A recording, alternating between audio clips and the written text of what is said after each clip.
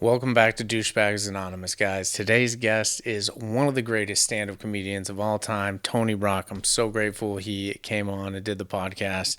We get in some crazy topics, everything from me living in the hood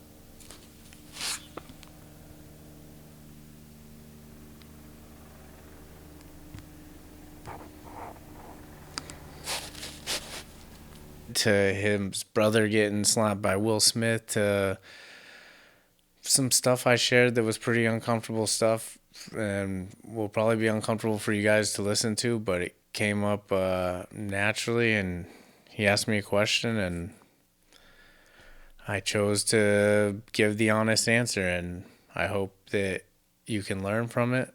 I don't know how I feel about sharing it on such a public forum, but it's a part of my life. It's a part of who I am. I've worked through it. I've dealt with it.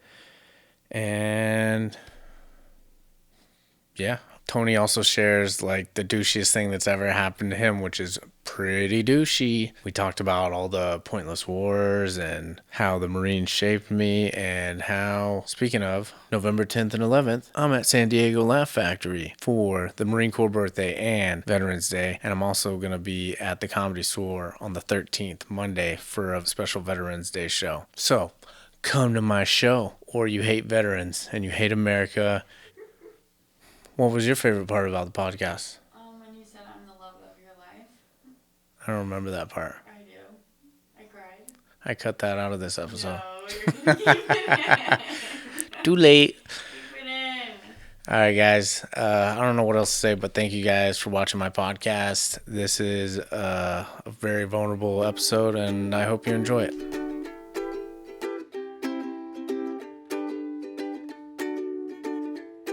Thanks for doing the podcast, Tony. Thanks for having me. Yeah, dude.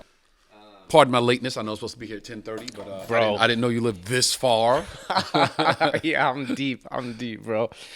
It takes me like 45 minutes to get to the clubs if it's trafficy. Man, yeah, I was like, this is a trek. It is a trek, dude. It's For me, it's a trek because everything I need is within 10, 20 minutes. Are you over by where? I'm downtown. Okay, that's a trek too. Have you eaten that at 101 straight right to the factory? That's true. Have you eaten at Bavel yet? No. They have a Wagyu tomahawk too. That's fucking one of the best. I just had a. I was in Miami. That was Miami. We were in Miami. We went to Prime. Prime's Prime good. 112, and we had Wagyu beef. Am I saying it right? Wagyu beef. Yep. Pot stickers. Really, Oh my god, bro. Oh my god. I love Wagyu. It's my favorite steak. And I grew up like poor in Oklahoma, so I never. Yeah, I grew up poor in Brooklyn. Did you? Yeah. And I got my parents their first Wagyu when they came to visit after my dog passed, and like my dad, bro, I spent like $100 each for these steaks, and this was ordering them from Snake River Farms, which is where all the best steakhouse gets them. Right. And my dad's like, I don't know, it's kind of chewy. I'm like, what are you talking about, dude? This is the best fucking He's used steak to what on he's the used to, planet. man. He's used to what he's used to. Give him a top sirloin. He wants some and he's ribeye. happy. Yeah, he's good. Fucking my mom and everyone else was like, best steak I've ever had because they're so good. But Snake River Farms takes the Japanese Wagyu and mixes it with the American cattle, so you get these like fat cuts like New York's, the cuts that we're used to, but with the Wagyu marbling. The best, bro. And that sounds great. so good. Yeah, I love a good meal, man. Me too, bro. I'm the picky. I consider myself a foodie, but I'm the pickiest eater on the planet. Really? I'm the pickiest foodie you've ever seen. Really? Just no shellfish? No shellfish, no pork, no funguses. If the color is off, I won't eat it. If there's any type of weird cream on it, I won't eat it. It's just it's look and it's smell and it's, No mushrooms? no mushroom. No magical mushrooms? No magic mushrooms. Ever? Ever. Okay. Never. No, I never smoked a joint. No weed, no cigarettes. Really? Never smoked a cigarette. Never. Alcohol? Alcohol, yes. What is the reasoning? If it's not too personal. In my youth, when I was younger, I was very active in sports. So I couldn't be drunk or high or anything because I had to play a game the next day and then I had to go to practice. And it's just how I grew up. So when I got older, I didn't have my first drink until I was damn near 30. Really? Yeah. That's good, man. It's better for your brain development and stuff. Because when I started comedy, this cat scares me. When I started comedy. Are you she's so friendly. She's never attacked anybody. She just It looks looks like, wild. for people that can't see, this cat looks like, seriously looks like a bobcat that's walking around this room. But, yeah, so I didn't have my first drink until I started stand-up. Really? Because I would do stand-up and then, the crowd's going crazy, and it's like, oh, it's her birthday. Hey, have a shot. And they would send a shot to the stage, and I'm like, I don't drink, and put it on the stool, and shit, drink it. Yeah. Okay, all right. Damn. And then I'm just like done for the rest of the set. Yeah, I don't drink. Now, not a problem. I can drink with the best of them. Do you? Do stand up too? Oh yeah. Damn. And you still never smoked weed? Nope. The peer pressure doesn't work on me. I have 7 brothers and 2 sisters. Peer pressure doesn't work on me. 7 brothers and 2 sisters. So you because I had 8 brothers and sisters that I found online somewhere. That's wrong. So you have No, you know what? That's right, because here's the thing. My mother was the neighborhood mother, so there are kids in the neighborhood that my mother has raised as her own that I count as my siblings. Okay. So my brothers might not count them, but I'm like, hey, that's my brother. That's cool, man. Yeah.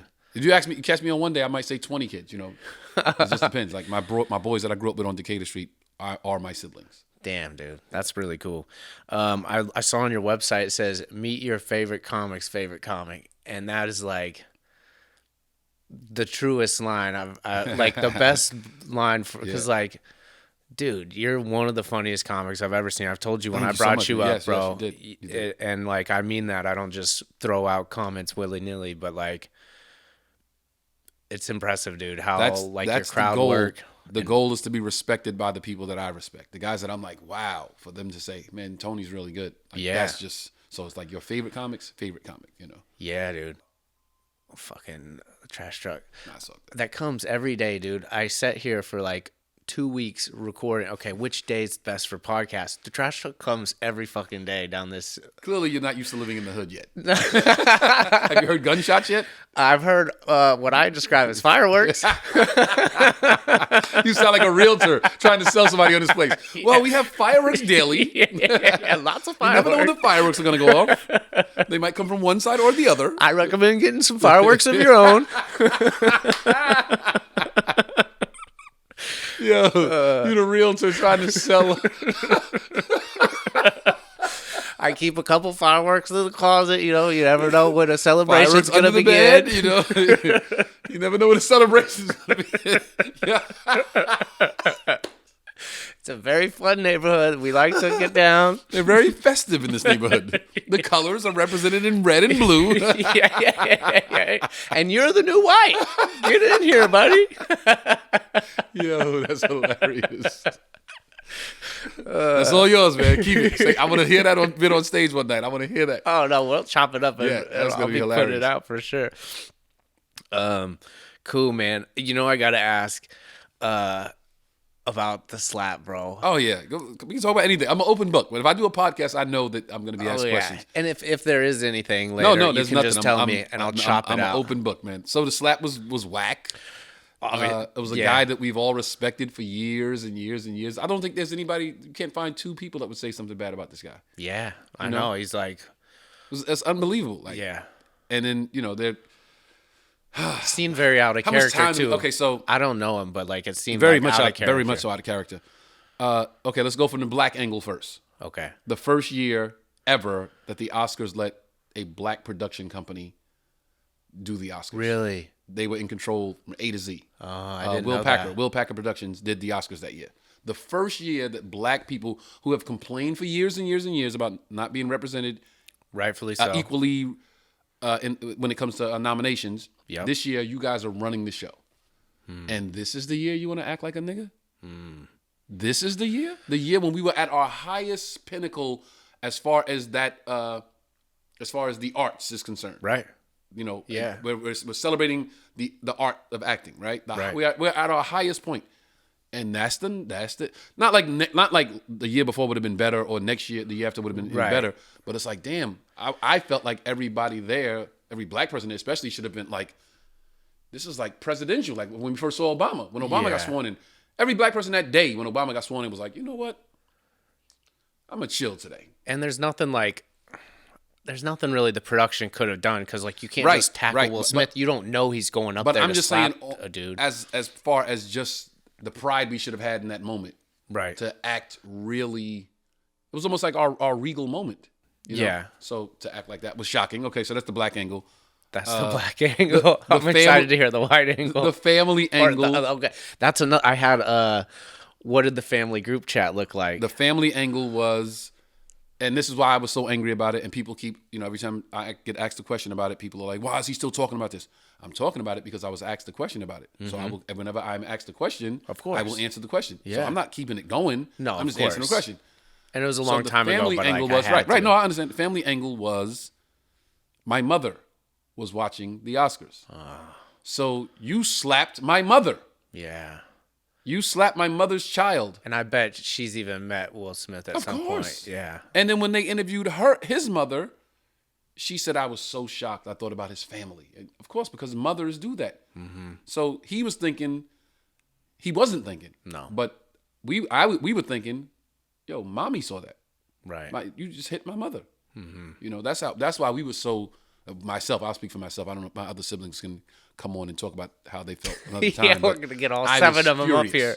I was furious. Of course. I was mad. I mean, I worked for the guy for years. We talked about life and sports, and we hung out. We literally had a working relationship. We had a friendship, which he even said when he did the little bullshit Apology. post and was like, me and Tony, our relationship is probably irreparable at this point, but we had a Oh, he knows you're not going to, like... no. ever I forget. think we both know. I think he knows I'm not going to give, and I'm pretty sure he's not going to. I said something about his wife. I called his wife the B word, so I'm pretty sure that was crossing a line, but you crossed the line first. Yeah, there's And a it's lot not of tit for tat, but emotion. when lines are crossed, who's the one to say, well, I can't do that because Yeah, and in the heat of the moment. right. Do you wish it was you that got slapped instead? Wish? Well, I don't know about wish, but like... Yeah. Do I think it would have turned out differently? Wish and like, how would you have responded? Yeah. Well, that's like. Well, I don't. You Yeah, can't really say it because then it's a criticism. because in the moment, like I just said, I would be thinking the whole time, like, wow, this is a black production. This is so dope. That's that true, bro. We finally got to run the show, and then I get hit. It's like, do I really ruin this moment? Yeah, and a lot of people do Yeah. agree with Chris's response. Right, Like, right. Oh no, his response was.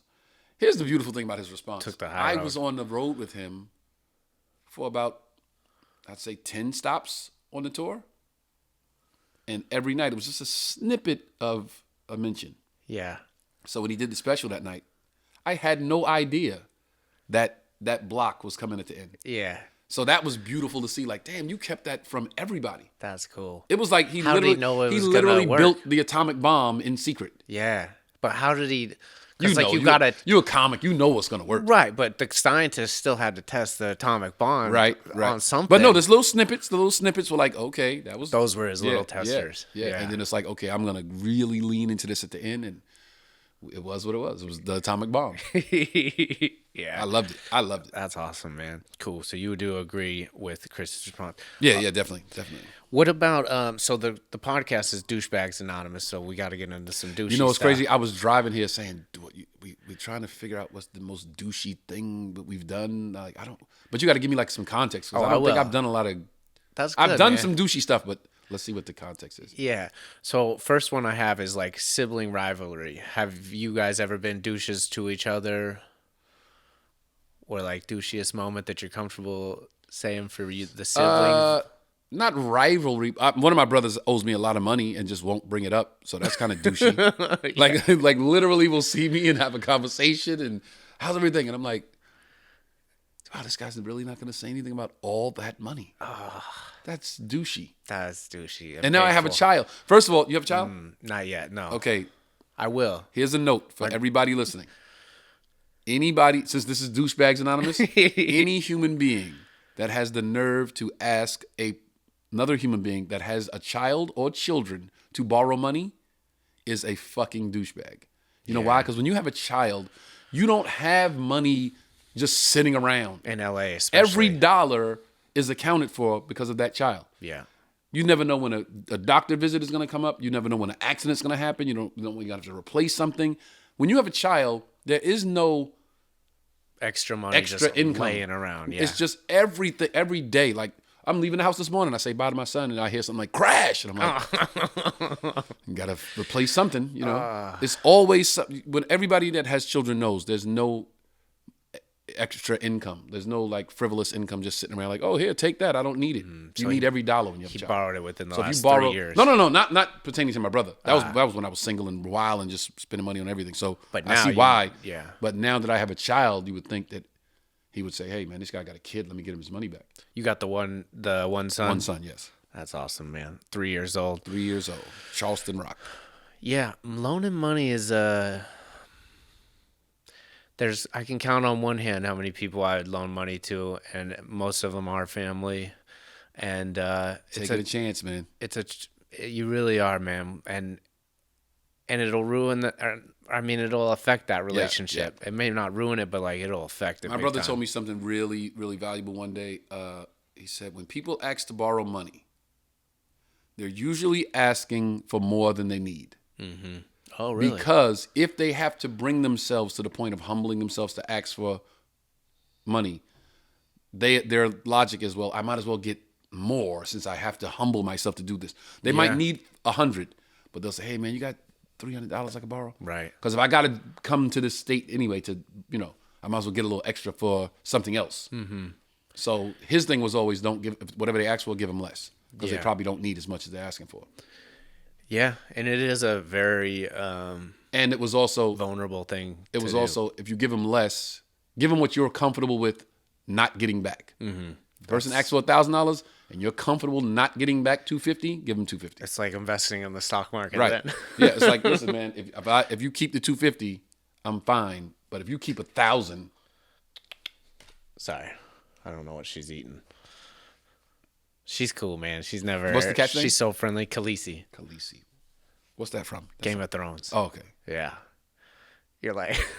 Yo, can y'all see this cat? This cat looks like a damn Nature Channel animal. Yeah, she's cool, man. She's off leash trained. I trained her to pee and poop in the toilet too, so no cat Get outta box. here. Yeah. And then when I used to live, Wait, how long did some shit like that take? honestly, I put her on a fast track. Khaleesi, come here. I put her on a fast Who is this track. black man in my house? Come here. Up. What I say? I put her on a fast track. Good girl. She's really soft too. Like feels like chinchilla. It really does, because I used to work at a pet store, and chinchilla is like the softest animal I've ever pet. Yes. Okay, so I put her on a fast track because I was going, but it says like I think 6 to 8 weeks. There's a kit you can buy, and it starts on the ground, and then it goes to the toilet, and there's like flushable litter, and then the hole gets bigger and bigger, and you just positively reinforce. Like humans, every mammal learns the same, and it's positive reinforcement, ignoring the bad behavior, which is really difficult sometimes, or correcting the bad behavior, and then reinforcing when they do the good behavior. You're gonna be good when you have a kid, man. You're gonna be good. I hope so. Yeah, man. I mean, I have a master's in psychology too, so that Really? helped. Yeah. Oh, okay. Because I wanted to UCLA and Pepperdine. Oh, wow. Oh, see, that's why. Let me tell you something. This is the thing I like about podcasts is the conversation with comics. Yeah. You learn so much about each other. Like, people think it's just jokes. It's I like, know, yeah. We have real lives outside of that, you know? Yeah. Well, and I wouldn't have, but like, I was in the military, so they paid me and paid for the school. Like, Right. more money than I'd ever made in my life. I was getting paid just to go to college. Wow. Yeah. Wow. They'll pay like now. Like, might as well get the degree, right? Yeah, it's more now, but like when I was going through school, it was like $3,000 a month, and they paid for all my schooling. Wow. Yeah, so I was Good for just you, man. How long were you in the service? 4 years. Damn, 4 years to get all your school paid for. 4 years, man. Not a bad deal. Not it really isn't, man. And I think college should be different. Like I like how Europe does college, where like it's all subsidized, so you get like everyone's going to college because it's like $700 a year. Yeah. But then it kind of takes away the incentive of the military. My which is son kind of has. our Well, whole that's thing. why they have them. That's why they do it here in the States. Yeah, because it's volunteer. There's a whole neighborhood out here of kids that want to go to college that can't afford it. Yeah. Come through here. Yeah, look where the Marine Yeah. billboards They're always in are. the hood. Yeah. They're always in the hood. What are you going to do with the degree? Nothing. They look good on my wall. And like psychology was the most interesting. I knew I wasn't going to work in it, but they were paying me, and then they were going to pay me to get my master's. They would have paid, because I qualified for an additional, they would have paid for my doctorates. But at that point, it's like so much work for something I'm not going to use. And I was like, I just need to get my career started. And Wow. I made the So decision. you don't really care to use the degree? in that field, to work in that field? Nah, man, this is what I'm gonna do for the rest of my life. Good for you. And Good for you. and like I have set up things to where I can do this and I can make it work. And like I'm not living as large as I'd like to live right now, and I got a couple like side hustles, but like I'm putting the work in, and I'm getting the small wins, and I'm gonna keep That's winning. the thing. Like when you in comedy, the space that you're in right now can change like that. Yeah. So just enjoy this time you're in this space right here. When Yeah. I tell people all the time, every podcast I've ever done, I remember the nights leaving New York, leaving the city. New York, Manhattan's the city. Yeah. On the train going back to Brooklyn with my food that I had gotten. Instead of being paid, they would give me food. Yep. And I got my meal on the train going back to the house, and people are going to parties and girls are with their boyfriends, and I'm on the train at 3 a.m. heading home, and I'm like, this is the best life ever. Yeah. It can't get better than this. That's awesome. You know what I mean? Yeah, bro. And now it's trust like- me, I drive now- 6 hours to do 25 minutes in San Diego. Yeah, but it's like, and then you come, you kill the set, and you on your way home, and you go, this is the best life ever. the best, bro. Like I wouldn't trade this for anything in the world. Especially when you're rolling with another crew of comics too, like the Yes. ride back, just Yes. cracking jokes. You can barely keep your eyes open, but Yeah. you're still just like cheesing. It was a young lady. That's funny you said that. It was a young lady last night at the Laugh Factory that said she lived in Fresno, and she was, you know how I always sit in the back of the factory. Yeah. And she was talking to all the comics like, "Hey, I'm thinking about starting a night in Fresno. Would you guys come?" And I said, "Well, how much you thinking about paying?" And she Yeah. said, maybe like like $400. I'm like, $400. I said, every comic over here would drive to Fresno for $400. I said, matter of fact, comics are so enterprising. They would rent a car for $50. Everybody put in 10, 20, drive to Fresno together. Everybody get 400 and drive back. Yeah. They'd be you'd be amazed how many comics would do that. Bro, I used to go in the hole just to do, like, now I at least try to break even, but I used to just, and there's still some where I do go in the negative Right. just for the stage time. Right. Which is but crazy. see, the stage time makes it not a negative. It does, you're right. And it's, Monetarily, you in the what is it in the red? Yeah. But stage time is priceless. Yep. And it's hard to get in LA, Right. man. Right. Yeah. It's crazy. I don't know. I wouldn't be doing, there's nothing else I'd rather be doing. But then you're in the right place. Okay, I got the douchebag daily double, which is one of my favorite things. Go. Which is you say the douchiest thing that's ever happened to you and the douchiest thing you've ever done. And so the core, like, we're not like promoting douchebaggery here. It's just like that's one of my things. One of the reasons why I learned psychology was I wanted to see where things went wrong in my upbringing. Like, why was I such a bad kid? Because I got arrested multiple times. I had over 23 tickets before I was 18. Like, I was a bad kid. I truly believe I'd be in prison or dead right now if I didn't join the Marines. It saved my life. Really? As much as my views have changed politically, and I'm still like pro America and like I love this country, but like some of the wars we're in, I think are yeah. not right, and Yeah. we shouldn't be there for at least as long as we're there. And it's kind of become a business thing, and I don't like that. And now I see that because I'm educated, which I didn't. Right. I grew up in Middle America, fighting for freedom. And But that's what that's the whole what they're play. selling, That's yeah. the play. The play is you're protecting the integrity of your country. Then you get over there like, wait, we shooting people that didn't even know we was coming. Like what? But that's a whole nother discussion. and who are doing exactly what we would be doing if we were born in that country in the same circumstances. Let me tell you something. I did a gig in Qatar. Wow, yeah, oil-rich country. Ruben Paul and I flew to Qatar. Jamie Masada set it up. We did a show for the troops in Qatar. Wow, that's cool.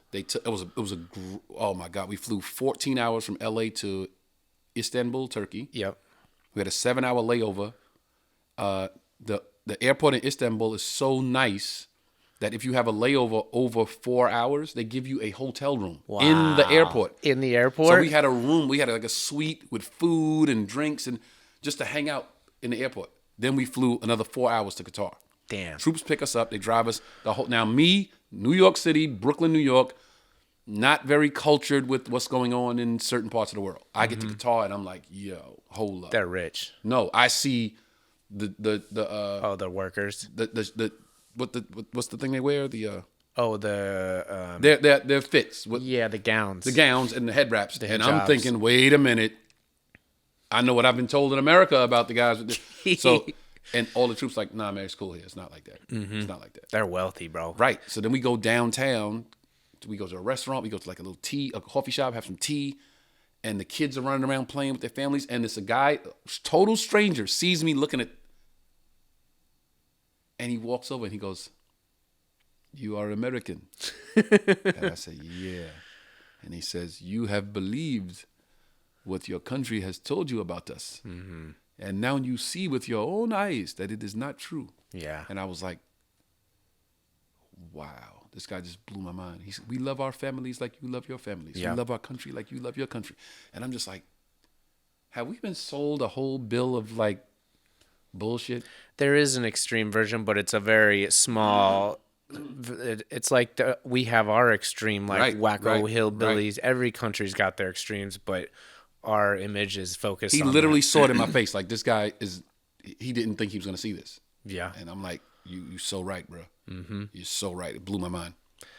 Yeah, it's crazy, man. Qatarians are actually they get a monthly like money just for being Qatarian, which is over 6 figures a year. Wow.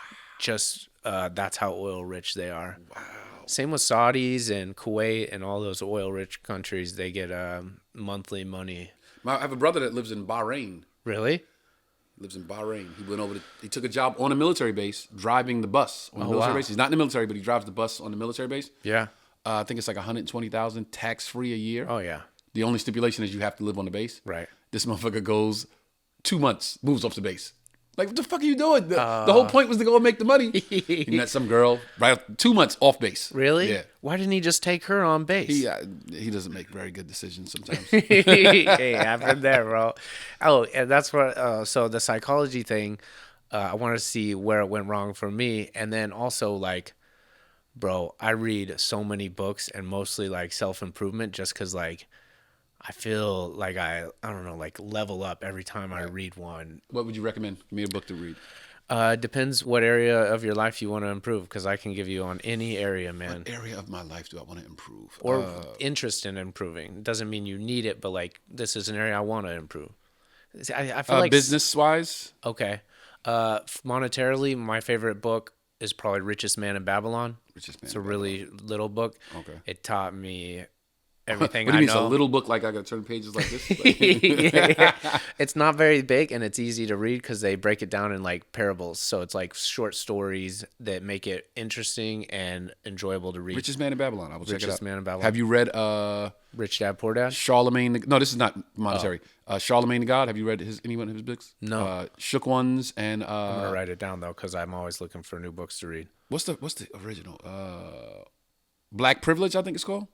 I'm reading White Fragility right now, Yeah, same book. which is was recommended by my buddy, and like how racism's changed, and now how it's like this real subtle, and like I catch myself doing what it talks about in the book. Like it goes, oh, you move to a different neighborhood, you get a gun. I got a gun when I moved, and like I was like, oh man, I'm still exuding some of these things that.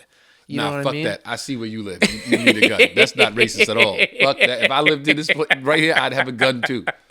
Fuck that. That's not racist at all. And it describes it as like, now the language has changed to like, oh, well, that's a good neighborhood. This is a bad neighborhood. And that's kind of like, and then also what blew my mind is how it broke down all these organizations and how like over 90% of the people in power are still white, like NFL team owners, like, and I just didn't know that. And I was just like, no, look at Obama and look at these like tiny little elements of and diversity. people will always give you one black person to say that one black person equals the whole rest of the country being run by white people, non-black people. Yeah. Well, what about Oprah? So one motherfucker equates every other network not having any black representation whatsoever. Like, and the people running the network are like over I forget the casting, the percentage. producers, the execs.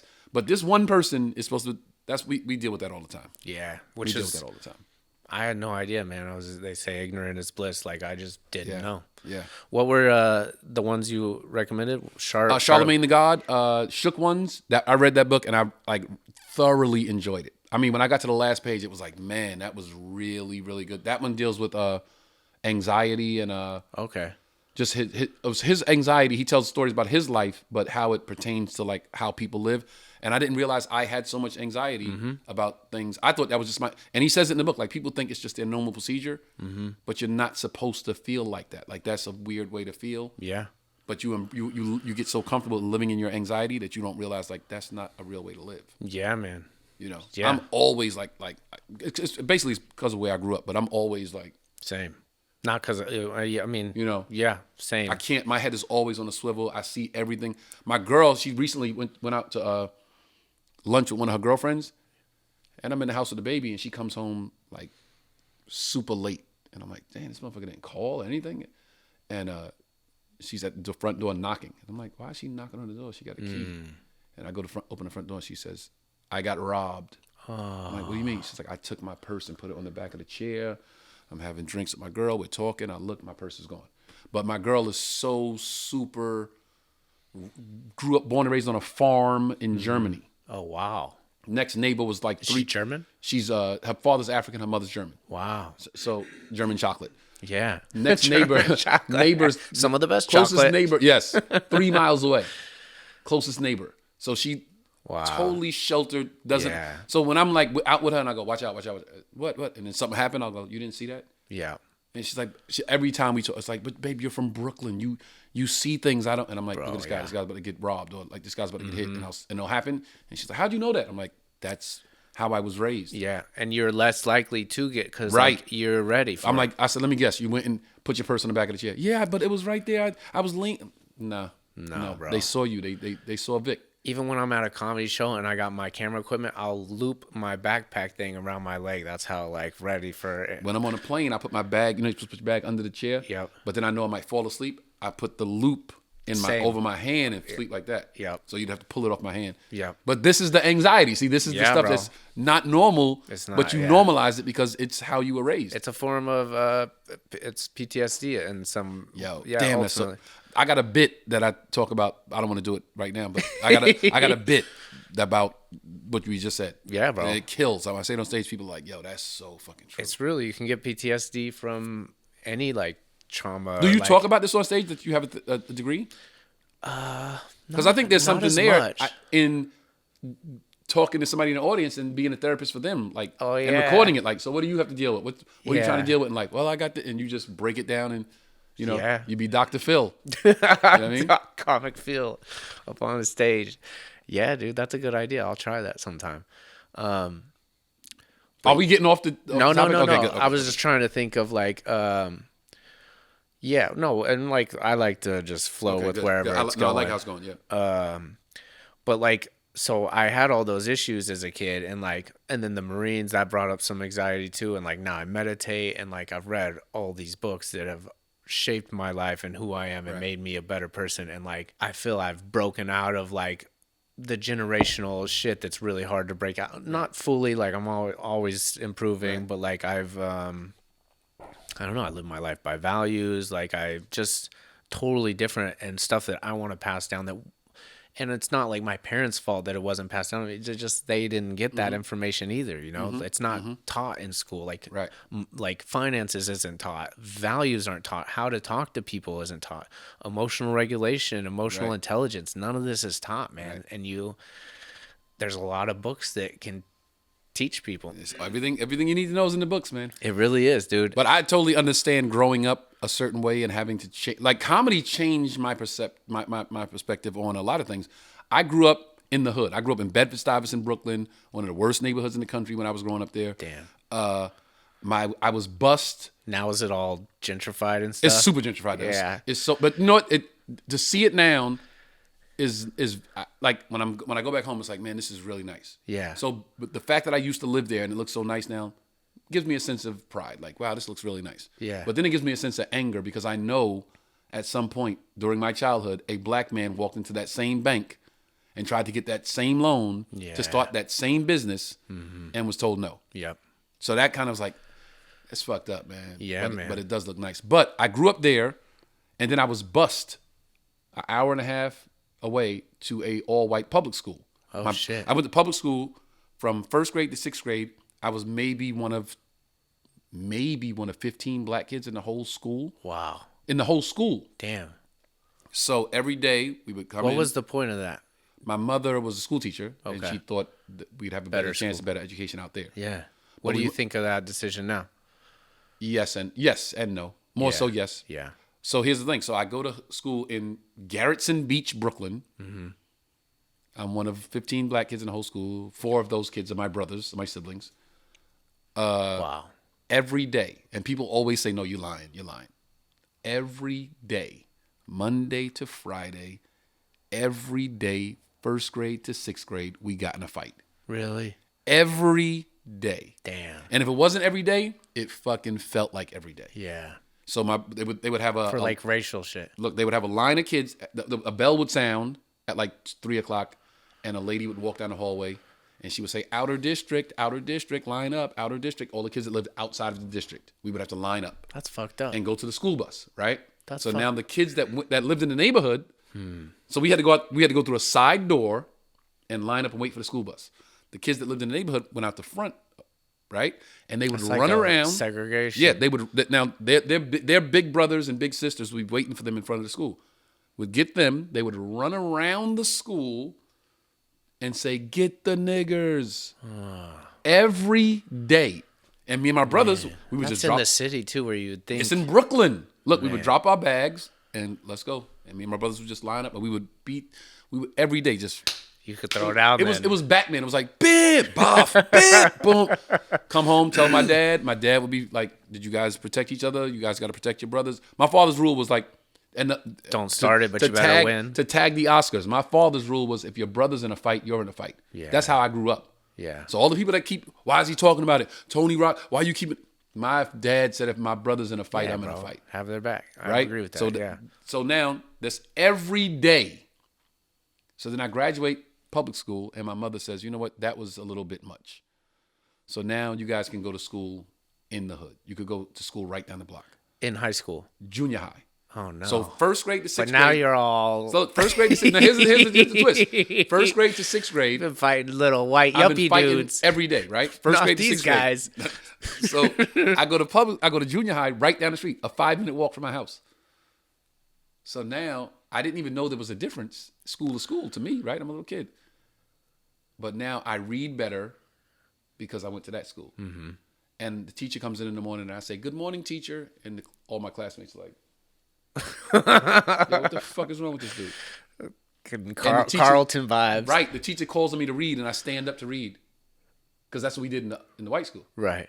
And all of the black kids, what the fuck is wrong with this dude? So I was like a weirdo. Yeah. And I didn't really know them because I grew up with them I grew up in the neighborhood, but I didn't go to school with them. Right. So they all had friendships formed from 1st grade to 6th grade, which I did not have. And now it's all restarting. Right. So now I'm like kind of on the outside looking in. And then, you know, you got this new Shelter Adidas come out. 3:00, school's letting out and kids are getting robbed. And they're getting their sneakers stolen. And they're getting their leather jackets stolen. And their Kangos and their Gazelles with no lenses. Remember that? We used to dress like that back in the day? And the kids in my school are like, whoa, whoa, whoa, whoa, whoa, whoa, whoa. Like when kids approach me, they're like, nah. Leave Rock alone. Rock's funny as shit. Oh, that's cool, dude. So the kids in comedy saved you. Yeah, they were like, yo, nah, Rock is so funny. Like he cool. That's cool, man. And that's what I knew. That was the seed of like, wait, I have something here with this ability to be funny. Like there's something there. Did you pursue it right out of? No. Who was the first Rock to pursue it? My brother, Chris. It was? Yeah.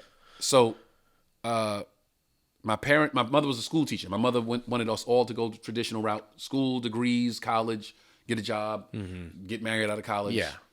Work 40 years to get a pin and retire. Right. My dad was blue collar. My dad worked 80 hours a week. My father worked 2 full-time jobs. Man. 2 full-time jobs. Get off work, come home, snack, a nap, and back to work. That's crazy. So I just saw my dad in passing, and then the occasional, pop up at a baseball game, or we outside playing football, and he would stop by and watch for a little bit, and like, okay, I gotta go. But I never felt like I like to tell people that because he worked so much, but I never felt like I didn't see my dad. I never felt like there was a time where it was like we went days like, where's dad? Like I never felt that. I don't know how he did it, but he would just pop up for a second and make sure he saw his face and go. So it never bothered me that he worked as much as he did. I never felt like I didn't have a dad around. I absolutely knew I had a dad because he was a disciplinarian. Yeah. So I remember the beatings. He was there. Yeah. That's how He was, my I dad remember was, getting my bro. ass whipped. He was there. It's funny because, like, as you're telling these stories, I have, weirdly than you would think, a lot Right. to relate to Right. No. So in your story. Let me put a button in that right real quick. So comedy saved me in that regard because kids were like, "Oh, rock's cool. Don't rob him. Don't beat him up."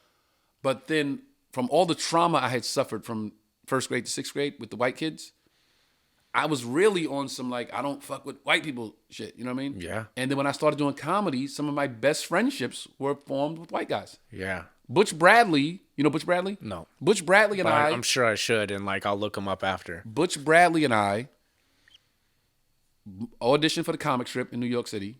Butch Bradley's audition was the Monday before mine. Butch Bradley passed at the comic strip. I went the next Monday. I passed. We became regulars at the comic strip. We worked together all the time. And then he moved to LA. And after I did the Montreal Comedy Festival, like months later, I was invited to Los Angeles. Just for laughs? Just for laughs, yeah. That's sick, dude. I was invited to LA. And when I walk in the Laugh Factory, my first day in LA, I walk in the Laugh Factory and Butch Bradley's walking out. Oh, that's And cool. we see each other like, oh my God, what the fuck? What are we doing here? And he's like, bro, welcome to LA. What do you need anything? Let me know. Here, take my number. Let's hang out. Yeah. And I was staying with my manager at the time. My manager That's a cool manager, lived man. in Westwood. And he's like, you can stay at the house for a little bit, right? And I'm staying there. Westwood's a nice area, too. It was super nice, right? I mean, oh my God, it was so nice. It was so nice. But I knew I was like, this isn't going to last. Like, I can't, I wanted to go and come as I please. But Right. he's like, hey, my wife's going to be sleeping. You can't come in at like 2 a.m. But I needed to be at the clubs all night. So. Right. And Butch says, bro, go get your stuff. Come and stay with me. And Butch Bradley and I lived in a studio apartment together. Damn. This white guy, pasty white, red hair, Irish dude, black kid, Bed-Stuy, Brooklyn, lived in a studio apartment together. We bought a king-size mattress and put it on the floor. I slept on one side of it. He slept on the other side of it. We had all of my clothes on the floor over here. All of his clothes on the floor over here. Damn. And it was the best shit ever. Yeah. For how long? 2 years, 3 years maybe. Damn. And the guy next door, the guy that lived across the hall from us was like a writer, aspiring writer. The guy that lived down the hall from us was an actor. He was one of the, what's the karate guy? Different color. Cobra Kai? No. Power Rangers? Power Rangers. Yeah, He was yeah. one of the Power Rangers. Really? Which one? You don't remember? Yeah, I don't remember. But so what we would do is we would open our doors, like how your door's right there. Yeah. We would all open our doors, and in the hallway it was like a frat. It was like a frat house. That's cool. So if somebody had chips, like, yo, you got chips? We got liquor. All right, man, get some ice, yo. And we just sit out in the hallway and chop it up and eat and talk and drink. And Yeah. it was like our little section of the hallway. Everybody knew, like, oh, they hang out in the hallway. And we did that for 3 years, Butch Bradley and I. Damn. And this is the guy that was like traumatized from white kids for 6 years. Now my best friend is a white guy from Atlantic City. And his brother, I don't want to tell too much of his family history, but his brother was involved in the skinheads for a little while. And his best friend is me. Yeah. So comedy kind of shaped and changed my perception a lot of That's how it is sometimes too, though. I mean, like, sometimes the people that, like, their families are like, don't do this, or like, we all know the story of the white dad. It's like, don't date a black man. yeah. And what happens to Yeah. that? Like, Yep. so it's good, man. That's good that happened. Yeah.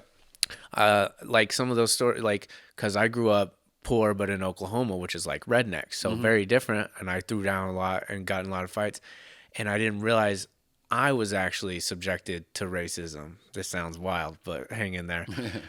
My person I consider my dad is Hispanic, and I didn't know he wasn't my real dad till I was in my teens. And my parents, like, didn't even do a legal name change. Just told my legal name isn't Banks. I just was like, oh, that sounds white. I like going to the bank. I'm sick. I'm sick of people asking me if I speak Spanish. Right. And so I was like, Bryson Banks, got the alliteration. So I was like, boom. But like Sounds good. Yeah. yeah. So, but like looking back after studying psychology, kids would be like, Reby, what is that? And I was like, oh, and I'd go ask I was like, Mom, the kids are saying I'm not white at school. And she's like, no, honey, you're white. I'm like, okay, good. And I go back, but it's like this whole thing. And then like, I was also getting like picked on and shit. And like thankfully I got into wrestling, and that like helped me be able to defend myself, because like fighting's another thing they don't, nobody really teaches you, right. so you got to learn, and learning that sucks because you get your ass kicked quite a few times before you figure shit out. It's kind of like comedy. Yeah, it really is, man. You get your I ass always beat. say comedy is verbal boxing. It really is. Because everybody, you watch a boxing match, everybody, please get back to your story. I don't want to cut you off. No, you're good. Everybody watches a boxing match and they go, oh, he should have did this. He should have did that. He should have did this. But that's because you're sitting outside of it watching it. Yeah. So when you watch a comic, oh, he should have. Bro. Unless you on that stage taking them punches, bro, you don't know what to do in that moment. How do you deal with, because I'm in the spot right now where like some of my videos are doing really well. And I've had like one last week hit 2.2 million on Instagram. Oh, that's very good. It's very good. But like the more they do well, the more hate I'm getting. And the more I'm just like, I ignore them right now. But like, bro, some of them are ruthless. Like one of the worst comments I ever had was I had a school shooting bit that was like my first very viral video when I got over 1 million. And somebody wrote, I bet your parents are wishing they got that folded flag right about now. Which is what you get when you... Yeah. And I was just like, ugh. But I've also gotten some funny ones. Like I posted I was on Kill Tony a long time ago with Bob Saget. And like... Rest in peace, Bob Saget. Rest in peace. And like he fucking cracked up at my joke. I had the best Kill Tony set of the night. And I posted like a month after, I was like, I was Bob Saget's last real laugh as a joke. Right. And somebody put, this one was funny. He put, bro, I think this is what killed him. Wow. Wow. Okay, first and foremost, stop reading the comments. Yeah. Even the good, because I like to engage with the positive ones to increase the engagement. Oh, does that increase engagement? Yeah, the more comments you get, the more, and then like, also I've noticed that if somebody leaves a good comment, if I reply back, a lot of times if they're not following me, they'll follow me.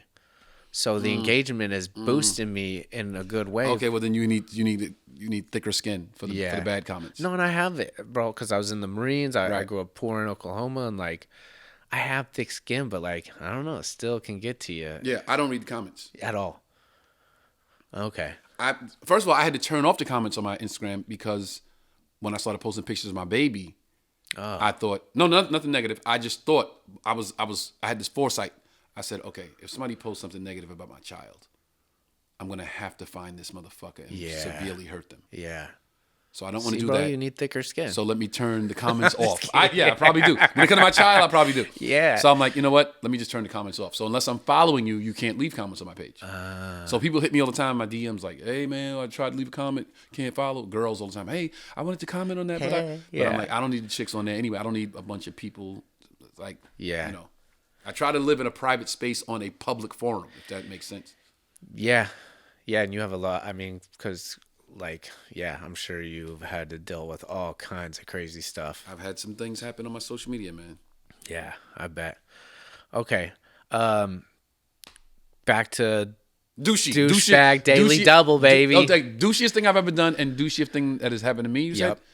That you're comfortable sharing. Douchiest thing I've ever done. It was kind of douchey. I have a friend. Yeah, you will agree that this was douchey. So I have a homie who's still my friend, to this day. I'm not going to say his name because I still love the guy very much and we still very close. Right. But when I was back and forth to LA, when I first started coming out here, I didn't commit to the move yet. Mm-hmm. I would come out for a meeting or go back home. I would come out for an audition and go back home. My friend at the time didn't have an apartment, and I had a sweet 2-bedroom in Park Slope, Brooklyn. It was so nice. It was nice. I was living, like I said, I was on the train coming home those nights and saying this is the best life ever. It was because I was coming home to an amazing apartment. And you were paying for it from the comedy shows. I shows. would make enough money doing stand-up that I could pay my rent in 2 weekends. That's so Thursday, amazing. Friday, Saturday, my rent was paid. You gotta teach me how to do that. That's how many spots you can do in New York. Yeah. You know what I mean? $100, $75 a pop. You do 8 spots Thursday, 10 spots Friday, 10 Saturday. You do another 5 Sunday. And cost of living was much cheaper. Cost of living was cheaper. I could eat at the club. You know what I'm saying? Yeah. So it was like, it all worked out. And so my boy who didn't have an apartment, I let him stay at my place while I was making my runs back and forth to LA. For free? No. He was like, I'm going to move in. I'm like, okay, well, you just pay half the rent. Right. And I would send him my half from LA. Like, hey, I'm in Western Union, or I'll leave my $600. He wasn't paying. For 4 months, he didn't pay the rent. Oh, man. So imagine my surprise. I come home one time, from LA, fly from LAX to JFK, getting a taxi, no Ubers at the time, getting a taxi, my bags, I'm tired, I want to go home and go to sleep. And there is a deadbolt No. and a sticker Eviction notice. on the door. What did he say? He didn't talk to me. I couldn't find him for like a year. Are you friends with him now? We're still friends, yeah. Really? We're still friends. Yeah. What if he's like, yo, I need I'm a place Cancer, to man. If you're a friend, you're a friend forever. If you're an enemy, you're an enemy forever. So Will does have a chance at. No, that's different. You hit, Yeah? you hit my brother. No, that's different. Yeah. It would have to be an amazing conversation, and we would all three have to be there. Wow. So All four of us would have to be there. the slap is worse than stealing the money. Yeah, because I made paying. that money back 10,000 times over. Yeah, and the slap is irreparable damage. Yeah. That's why again, you know how we grew up. I'll say how we grew up. We didn't have money growing up. Right. So money wasn't really, for me, money has never been a controlling factor for me. I know what it's like to not have it. Yeah. So I can't, if you say, hey, I lost X amount of dollars on this thing. Okay, I know what it's like to be broke. Yeah. I know I can live broke. I already know I can live broke. Yeah. Man. So I don't trip over money. And I think that's why I always make it and always have it, because it doesn't rule me. Yeah. I'll give somebody my last because I'm like, hey, I'm going to make it back. I need some. I just don't like to be taken for granted. I don't like to be, like I talked about my brother earlier. That was whack because it was like, dude, I'm busting my ass out here trying to get on. Like I was still in the space of like trying to get my career off the ground. Yeah. And because he asked and he was my brother, I gave him what I had and was like, Damn. fuck, I didn't get that back. Like that was whack. That's why I'm like, I bring it up. And that one is worse than the 4-month guy. No, the 4-month guy was worse. I lost an Okay. apartment. Yeah. I lost an apartment. But that's why I never trip over money, because I always feel like God's going to make sure I get it back times 10. Yeah, I believe in that. I truly believe that. And I believe in like having a good mindset for it. I do find myself after growing up poor overvaluing money and monetary things. Because I grew up in a trailer in Oklahoma, but it was like a double wide, so I thought we were fancy, And you don't know, or like I didn't know I was poor growing up until like later. I just thought like other people's parents were nicer, But Do you know there was a time when I thought I would live in a streamline? Is it called a streamline? oh, the Jets. Like the silver. Oh the metal. yeah. My grandparents had one. My grandparents had a house, and they had the streamline. Those are nice. the Those side- are actually expensive now. They had the streamline right next door to the house. Like, so my grandfather would go in there and like had his fishing poles in there, and his tools and his baits. He and liked to everything. camp. It was like his little hangout space, right? So Okay. it was no man cave. And I remember this is way before comedy, when I was just going from shitty job to shitty job and trying to find my way in life and going through a depression. I was just like, I'm going to go down. I'm going to move to South Carolina and I'm going to live in the streamline. I'm just going to go get a job in South Carolina, and grandma's going to let me live in the streamline. And that's my life. I'm just going to move it.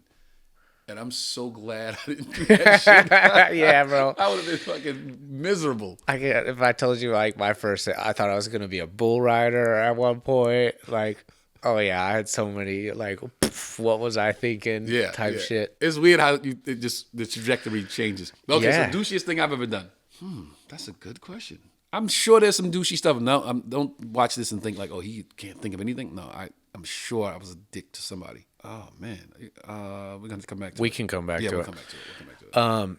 So I have current dating life on here, but it sounds like you're with your girl. Oh yeah, we have a baby, man. Look, you have a baby with. Listen, I don't care what the relationship is with the mother of your child. You guys have a human life that you guys both care immensely for, that you have brought into this world together. You guys are linked forever. Yeah. I don't care what your situation is. You brought an amazing human being into this world that is going to achieve great things. You guys are linked forever. Yeah. So, and she's the mother of my child, and we are linked forever. And how long have you guys been together? Oh man, 5 years. It's a long time. Yeah. My longest relationship's 3 years. My longest relationship was 10 years, but it was 10 years off and on. We would break Damn. up, get back together, break up, get back together, break up, get back. It was just, everybody knew, like the whole neighborhood knew that they're together. So if I tried to date somebody else, the whole neighborhood, don't you date? Right. And she tried to date somebody else. Why aren't you with Tony? Like, so it's just like, well, I might as well get back with Tony then, because the whole world thinks we're together. That's what's comfortable too. Yeah. Which is crazy. 5 years in LA, man. Like people don't realize like dating in this city is fucking brutal, man. Well, yeah. There's a lot of options and like, but like to find That's the thing. quality person and finding good friends, man. It took me a long time to find like good Whoa, value, whoa. quality people, just like, because I moved here I didn't know anybody. Two things that I always say. Dating life in LA, since you brought that up. 98% of the women in Los Angeles are undateable. Probably. No, it's Probably 90. same with the men, too. It's 96% of the women in Los Angeles are undateable. 98% of the women in Los Angeles are entirely fuckable. Yeah. Like 98%, you're like, man, she could get it. Yeah. But 96 of that is undateable. Yeah. Some of the most beautiful women I've ever seen. That you can't date. Are in that LA. are not in a headspace to be dated. No. Or just like, yeah, all kinds of issues, psychology stuff, or I don't know. They need daddy issues and anxiety, and that's what you should use. You should use your degree. Yeah. So you should use that degree. One of the interesting things about this show I'm going to do is the final episode. I'm having an ex-lover or ex-girlfriend come on that I was total douchebag to. Oh, that's going to be great. Yeah. I want to see that episode. Yeah. How bad was it? There's so many. Man, I used to be just so... I used to like get picked on for like a gay rumor that was started about me that wasn't true. And like I was insecure. Back in Oklahoma? Yeah, and I was insecure about it. So And you started fucking everything. I became like a womanizer and like fell into like this, and it was a lot of like time. So I like have a long list of women I've just cheated on, didn't treat right, wasn't respect, just stuff. Wow, that really now, affected you that much? Yeah. I've heard I was gay before. Yeah. When I first got on the first TV show, I was on a sitcom called All of Us, and one of the cast members was a child, and his mother had taken him with her to go get her hair done somewhere in the hood, and she said she came on set that Monday and said, "Yeah, girl, boy, you ain't gonna believe what I heard about you this weekend." I'm like, "What's going on?" And she's like, "We was in the hair salon, and they recognized." The kid's name was Kamani. They recognized Kamani from the show, and they were like, "Oh, he's on the show. I heard that other guy on the show is gay." And she was like, "Which one?" The one that plays the best friend. It's about me. And Kamani's mother was like, "Girl, let me tell you something. That boy get more pussy than I have seen 10 men not get that much pussy." And she told me, and I was like, "Oh, that's crazy." Like, Yeah. my thing has always been my, and maybe this is like some type of therapy I use. I don't have a degree, but I try to, use my own therapies through my own thoughts. And I always said, I don't care to clear up any rumor about me at all. Yeah. You know why? Because as long as I know the truth, I'm going to sleep like a baby at night. So I've heard horrible things about me. I've heard I did this to this girl, and I heard that I cheated on this person, and I owe this person money. And somebody will come to me and say, "Man, I heard you." And I just go, "Oh, word? Oh, that's crazy." And they're waiting for me to go, "No, because you don't understand." Yeah. I don't care to do that. I know the truth. I don't care what you think. Yeah. Unless it comes to the point where somebody wants to harm me based on a lie they heard, then I don't care to clear it up. I know the truth. I'm gonna sleep like a baby. So if somebody would be like, "Oh, he's gay," I'd be like, "Word." No. Okay. Yeah. So this is a bit personal, but mine came from, my first blowjob was from a dude. So like, and they didn't know that, but it was when I was like young. I was like, the dude was older too. Wait, Nasty we talking situation. about molestation. Yeah, pretty much, yeah. But like, I was insecure about that blowjob. So Okay, wait. my reaction. We got to change the language here. Yeah. Well, we got deep, and you said it shouldn't bother me, but listen, I was. but that's why I was bothered. Your first experience with oral sex was from a guy. Yeah. Okay. A blowjob is some other shit. That's a girl wanting to do it. Yeah. That was like something you wanted to happen. So you No, got but like molested I by also didn't say no. You know what I mean? So like I was struggling with that. You know what I mean? Like he didn't hold me down or anything, but like an older guy took advantage of you. yeah. But like, how would you know not to say like? But that's I don't know the scenario. But but I was insecure about that. You know what I mean? So that, because like now I have psychology, I've gone to therapy. Like now I know, and like I know what I am. You know what I mean? And now I'm not phased. Like I'll make a gay joke myself. Right. Like I just posted one where I said a dude sucked me off, whatever.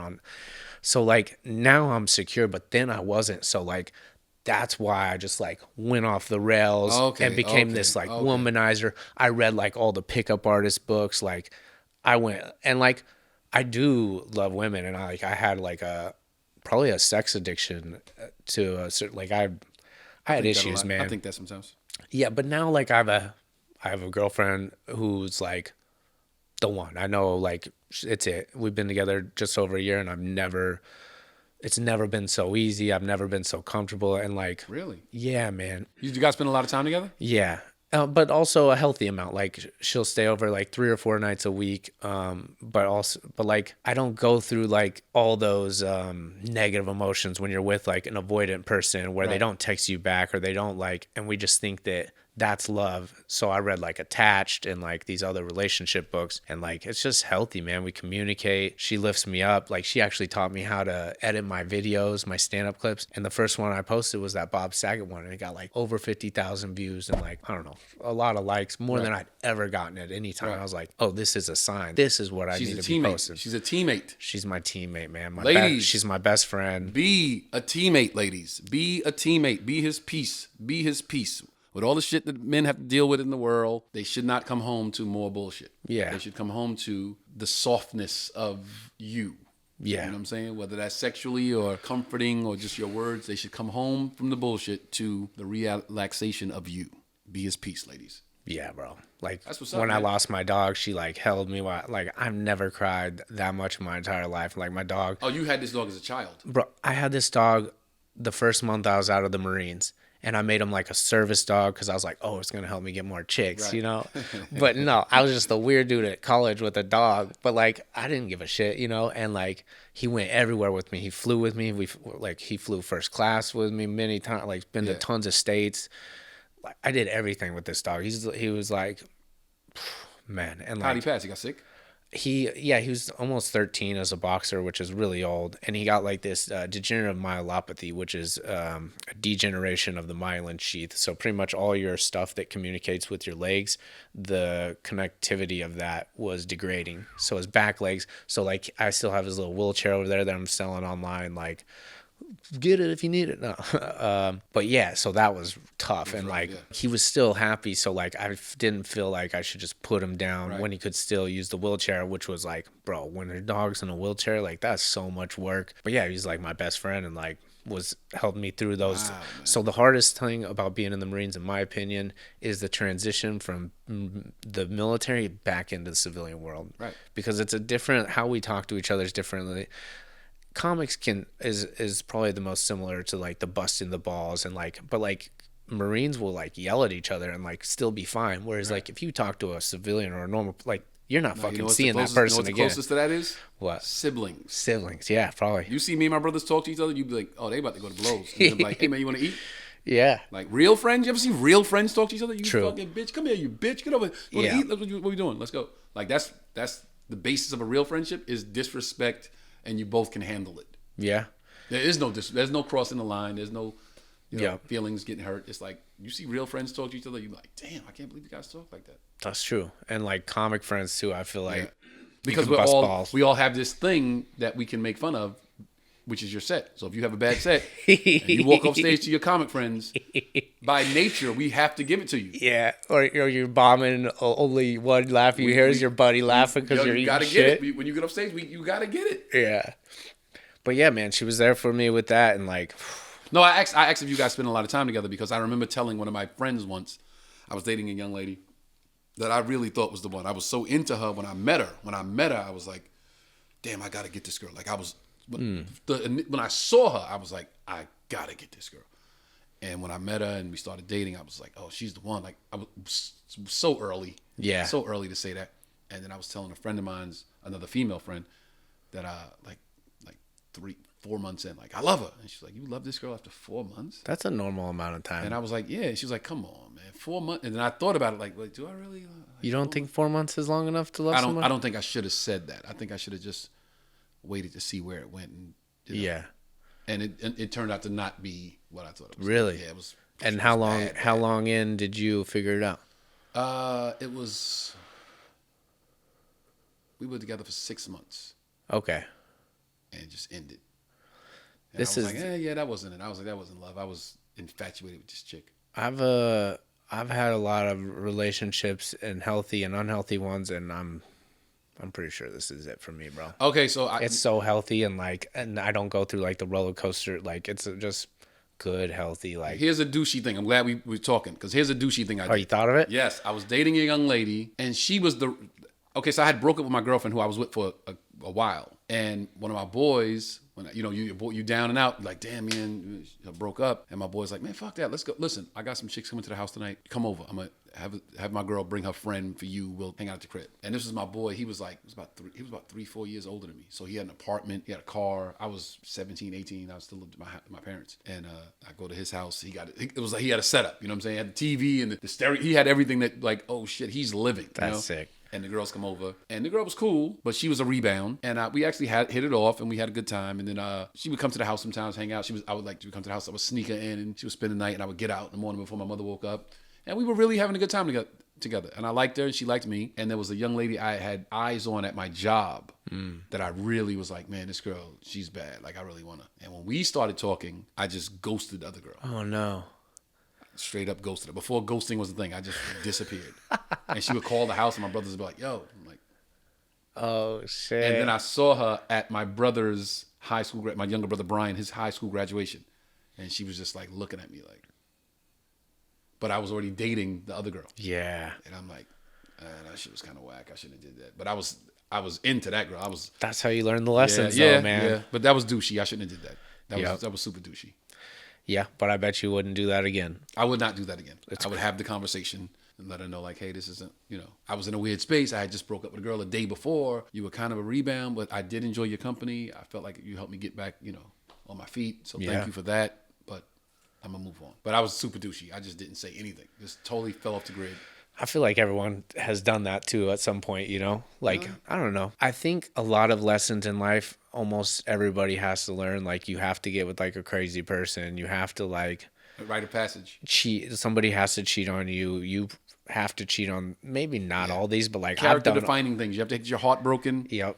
You have to lose a really good friend. You just have to learn valuable lessons to let you know that tomorrow's another day. Yeah. Everything you have to learn and make the adjustments is to let you know, tomorrow's another day. Yeah. And I don't know what you believe in, but I believe like God or the universe, whatever it is, keeps teaching you that fucking lesson until you fix it. And the consequences get worse and worse. Yeah. And man, I've had so many tough lessons. It's funny, when I say my prayers at night, I always say, I say, God, thank you for letting me see the day. The sun shines tomorrow, and I'm blessed to see it. It's fucking on.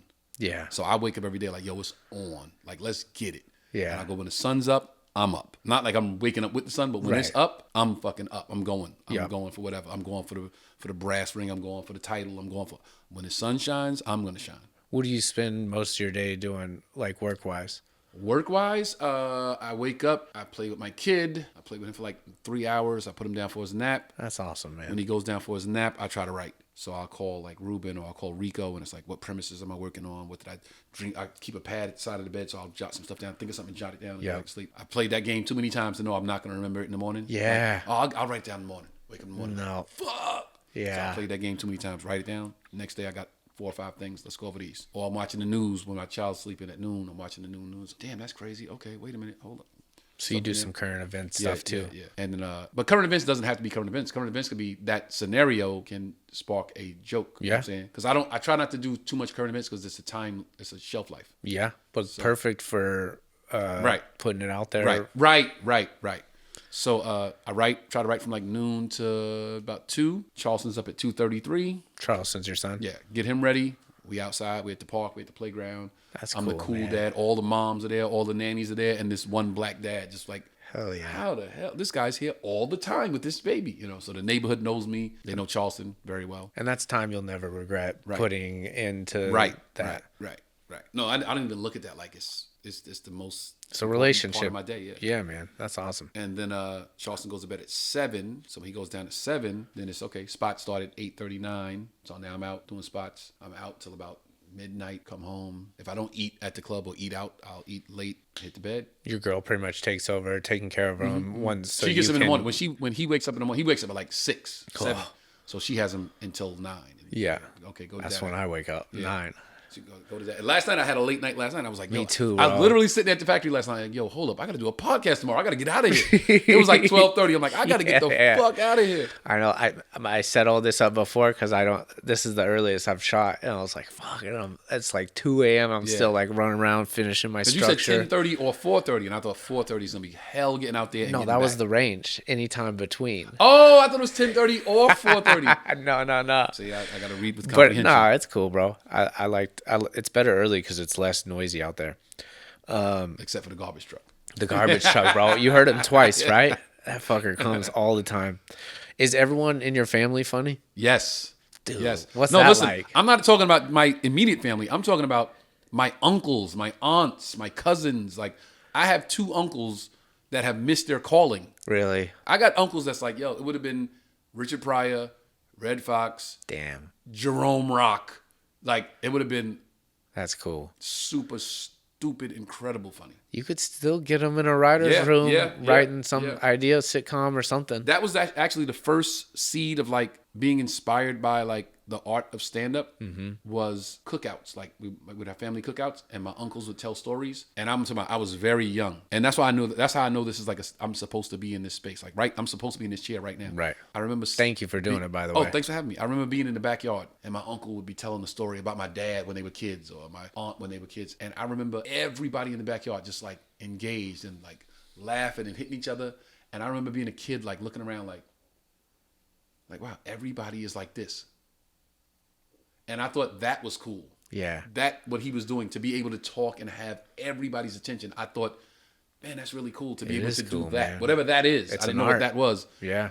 And then when I saw stand-up for the first time, I was like, oh, that's what they were Uncle doing. G was doing. Yeah. He was just telling a story. And I thought, I wanted to do that. I want to tell stories and have everybody just, oh my God, like captivated. Yeah. What age did you realize you wanted to do that? Man, 8, 9. Wow. And what age did you start I pursuing didn't know, it? but I didn't know it was stand-up. I didn't know it was a thing. I thought it was just Uncle G had this ability. I didn't even know. I Right. never saw stand-up until I was like in my 20s, I think, or like really saw it. Then I listened to Richard Pryor albums and Bill Cosby albums and Dick Gregory. My parents had an insane record collection because they would have guests over all the time, and we would go to bed and they would have like their little record parties. So you were a kid listening to those Yeah, albums. and I remember I would go to school and tell the jokes. Yeah. And I would get in trouble because I was cursing. I was using, foul language. And my mother was a teacher at the school I went to. So she was there for like maybe 2 years. So I would get in trouble and they would send me to my mother's class instead of the principal's office.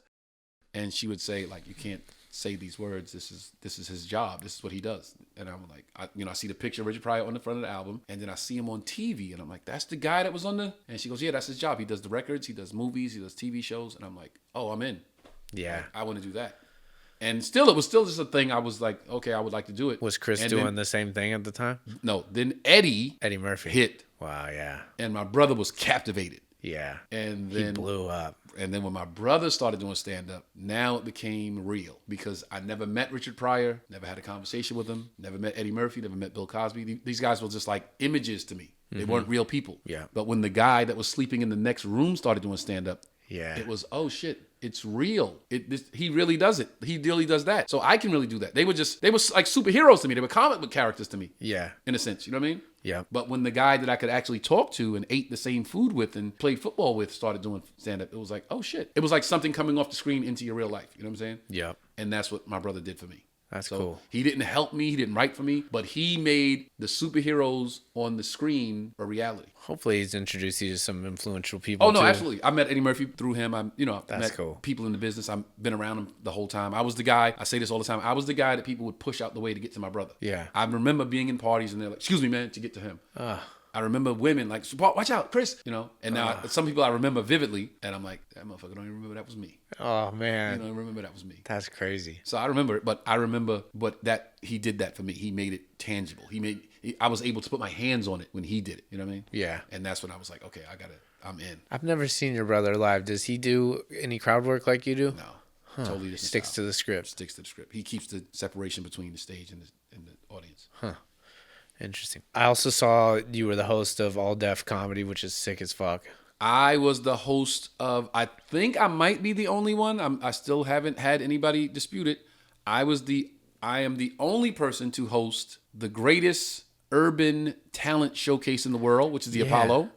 Yep, I I saw hosted that too. 2 seasons Apollo of the Live. Apollo. Yep. And I'm the host of the greatest urban comedy showcase in the world, which is Def Jam. Yeah. I hosted them both. You hosted Def Jam too? I mean, it was called All Def when they Def, brought it back. The second Why coming of it didn't was. they do another season? I saw they only did one, and they 'cause had that's when- like that's your when all brother on, Delray Davis, or Yeah, D-Ray Davis. D-Ray Davis, Dion Cole, Tony Baker, like That's when all of monsters. The allegations happened against Russell. And they shut. And from what I was told was that HBO wanted to do a second season. We were locked in for a second season. Russell Peters, Russell Simmons. Russell Simmons, And that's when all of the Me Too movement started, and he got caught up in it. And I'm not here to speak negatively or positively. I was not there. Right. I don't know anything. I didn't know but that. that's when all of that happened. HBO was like, we got to distance ourselves from Russell. Damn. So season 2 was shut down.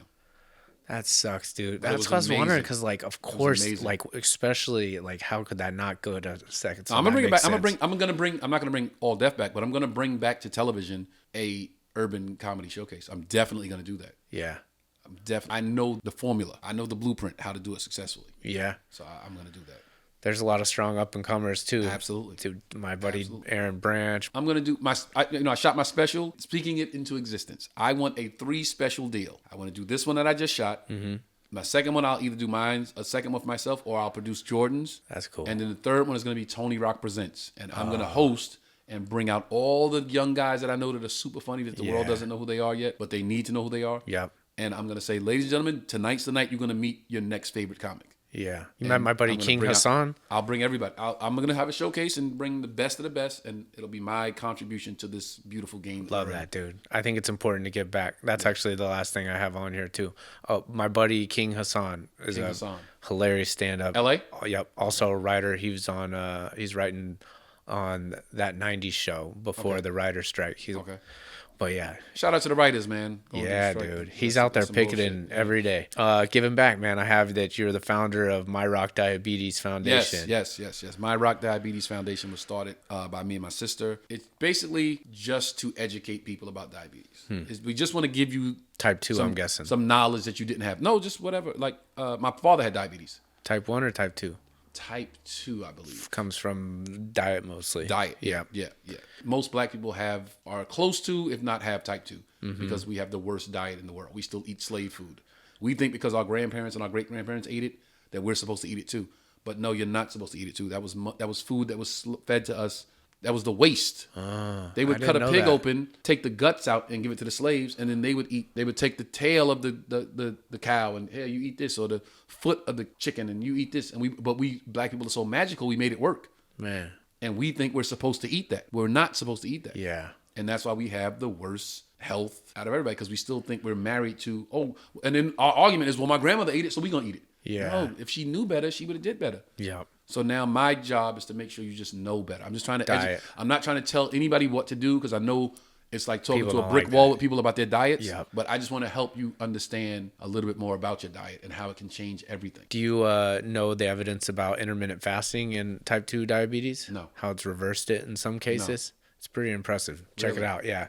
Intermittent fasting, I know type 2 is reversible. I it's do know that. reversible. And then there's been multiple cases where fasting has reversed it. Also, fasting can increase your lifespan. The fasting, they fasted mice in a USC study, and the fasting mice lived like, I want to say 70 or 80% longer than the non-fasting mice, which is crazy. Damn, I got to look into that.